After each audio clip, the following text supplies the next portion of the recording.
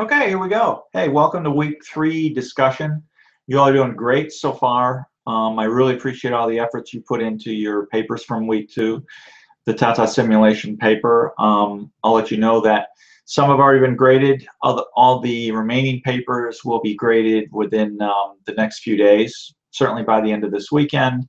And you'll also get your first grade for week 1 and 2 discussions. So remember, now that we start week 3 and 4 discussions also count for another 10% of your grade. And of course, the big deal is your first group project that starts this week on PepsiCo. I do want to make a note that I'm very impressed by the continued discussions, the level, and I want to reemphasize what I'm looking for. This entire course is about you demonstrating critical thinking and your analysis.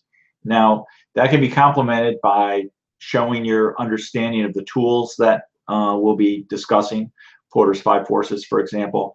But don't forget to supplement those readings, show unique readings, and your reference material will become more and more important. And frankly, you need to continue to hone your writing skills throughout this course. How you write, clearly, succinctly, using APA format, getting your points across, having a good introduction, analysis, and conclusions. And certainly, I'm sure you've all heard, tell the reader what you're going to tell them what you told them. That, frankly, is still good advice, whether you're writing a 4-page paper or even a dissertation. So it's just something to keep in mind. Okay, you've seen me enough. Let's go on to screen share.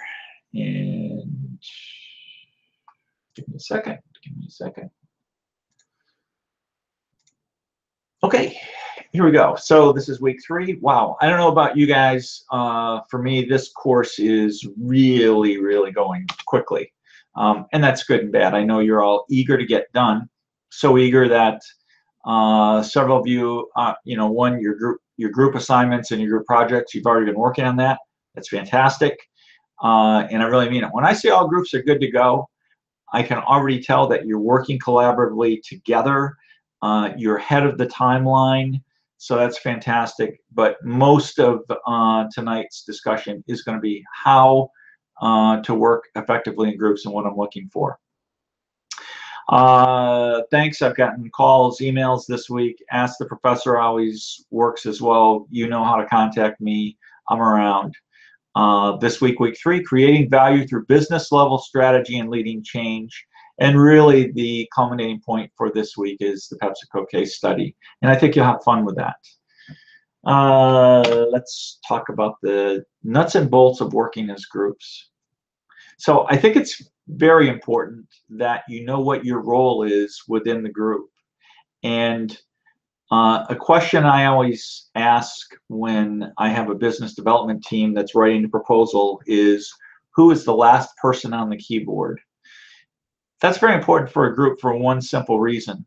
I'm not looking for goulash. Goulash is a mix of independent ingredients that mix together, but it doesn't really necessarily gel. Maybe it does if you're in Hungary, where I think goulash was created.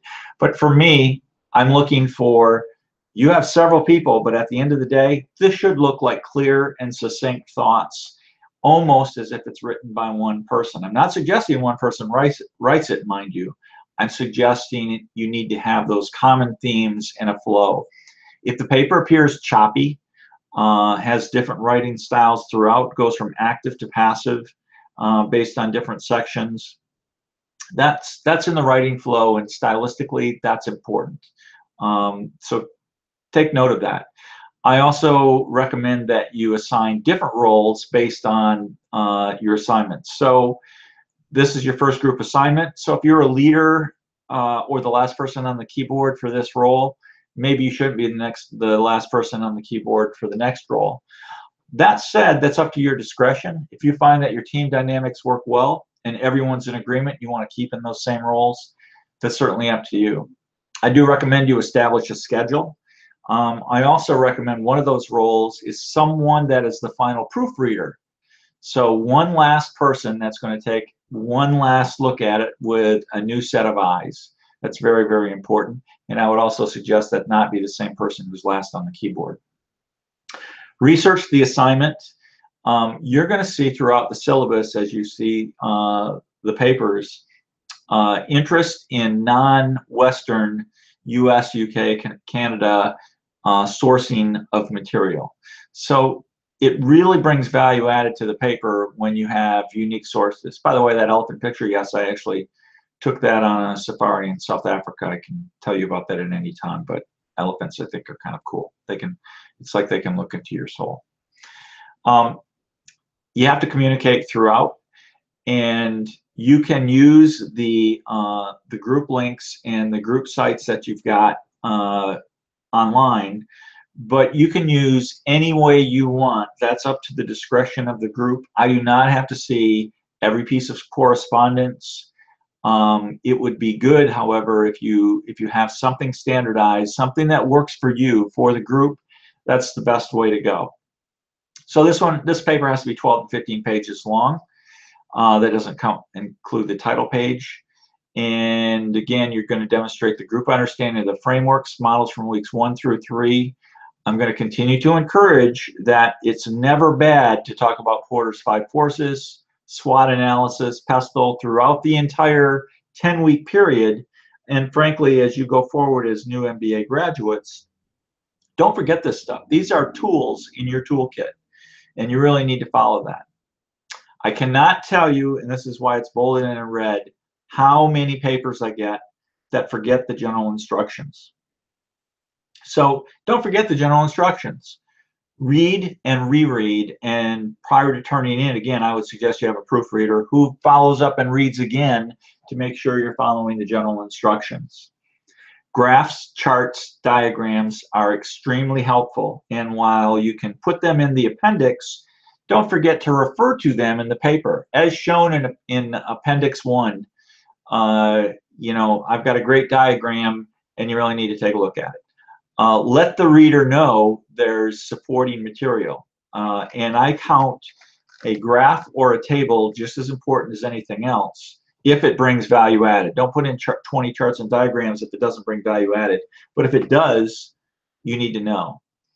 When I say keep me posted on any issues, I'm talking about if there are group dynamics issues or you need an intermediary where you've hit an impasse on your approach or roles and responsibilities or something. That's very important. Don't get behind on your timelines. If you do, the entire group, if a paper's late, the entire group will end up suffering the results. When I say that, we're talking points taken off for lateness. Unfortunately, I have to talk about some issues. So you've all signed your academic integrity papers, and I appreciate that, but trust me, from the voice of experience, when people are rushed, there have been issues with either substandard papers being submitted sections, or there have been at times allegations of plagiarism. If you believe something is plagiarized from a group perspective, do not include that in the paper. Call me, write me, let me know immediately. Let me know your concerns. I'll take it on board. And frankly, with the group, the entire group, which is based on UMUC policy, we would determine what to do going forward with the steps. And your options would be you submit the paper without that section, without that individual participating, and then the group would decide how to proceed with follow-on, and if that member would still be invited to stay in that group for additional efforts. So I don't like to raise that, but you all are in this together, and if there are issues, we need to understand that and deal with them immediately. Working as a group can be fun, and why I encourage you to change your group dynamics from week to week is in the business world, as you all know, you're also going to have different roles and tasks. At some times you're going to be in a leadership role. At other times you're going to be a supporting player. Those supporting player roles are also important, and this gives you an opportunity to work in those different environments, understand your roles, and see if you can literally adapt. Lastly, don't forget your individual assignments. So yes, I'm stopping here. Hang on. Hi, I'm back. Yes, it's fun to work as a group. It really is. And I can sense the enthusiasm And I really encourage that. Keep that up. Don't, however, forget your individual assignments and your group discussions. Okay, so everyone's doing great. If there are any questions, let me know. Your discussions are fantastic. I can sense that you're hungry to get going. This is week 3. Don't lay off. Continue to do the work, and I'll see you next week and online throughout the week. Have a great week 3. Bye.